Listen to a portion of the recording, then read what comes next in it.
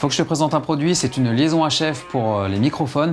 Moi je les utilise en concert quand je chante ou bien pour ma perche quand je suis en tournage. Ça se présente comme ça. Ça s'appelle le X-Vive U3C. Le C c'est pour condensateur, pour les microphones qui nécessitent une alimentation fantôme parce qu'il délivre du 48 volts ou du 12 volts.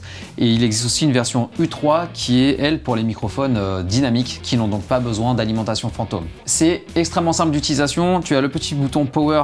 Tu l'allumes, ça se synchronise et au milieu de chaque, tu as un bouton pour choisir le canal. Tu peux aller jusqu'à 6 canaux au cas où tu aurais des parasites sur le premier canal par exemple, tu switches sur le deuxième ou sur le troisième, etc., etc. Une simple pression suffit à changer de canal, tu fais la même chose sur l'autre unité et ça se resynchronise automatiquement. Au niveau de la latence, on est sur du moins de 5 millisecondes, ce qui est extrêmement court, ce qui est vraiment génial parce que par exemple le Sennheiser AVX qui est très utilisé chez les youtubeurs, il a une latence de 19 millisecondes.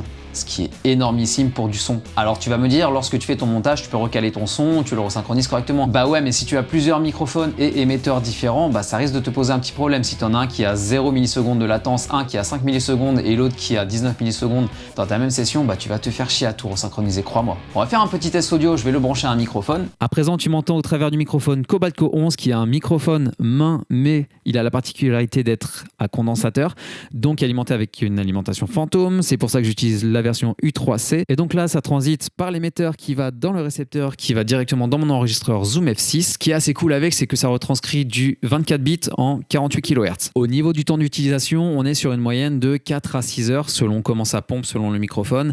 Et par contre, en temps de charge, c'est très court. En moins d'une demi-heure, c'est chargé. C'est chargé full. 4 à 6 heures, c'est vraiment très chiant quand tu es en tournage parce que des tournages, ça peut s'étaler sur 12 heures. Dans ce cas-là, j'ai deux options pour toi. La première, c'est d'avoir toujours une batterie externe sur toi pour le recharger en USB. Il se charge en micro USB.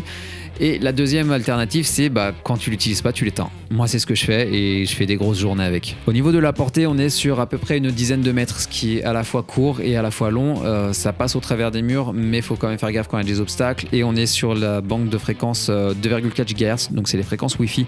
Donc fais quand même attention si tu es dans un endroit où il y a beaucoup d'ondes Wi-Fi, ça peut quand même être assez perturbant. En clair, c'est un outil qui est très pratique quand tu es sur les tournages si tu veux te passer de câbles et ton ou ta perchiste va pouvoir s'éloigner de toi. Et je vais à présent le brancher sur une perche. Là, il est branché aucune de ma perche puisque cette superbe perche a un câble qui passe à l'intérieur. D'ailleurs, je te la présente dans une vidéo que tu peux retrouver ici dans le i. Et donc là, je parle dans la perche. Marvin, est-ce que tu veux dire quelque chose?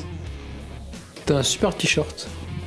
Ah yes, mon t-shirt. Le t-shirt, c'est mon album Frankenstein qui est sorti le 6 mai 2022, dont Marvin, mon cadreur, a tourné le clip du single Frankenstein. Si tu veux aller le voir, je te mets une autre fiche juste là avec le clip et le lien du t-shirt, du moins le lien de ma boutique shop.skyline.fr est dans la description. Si de manière générale tu es intéressé par le matériel de tournage, j'ai une vidéo pour toi qui s'appelle Kit de tournage pour moins de 1000 €. Comme ça, tu vas pouvoir acheter du matériel. En plus, on est en période de Noël, donc profite. Allez, c'était Skyline, ciao!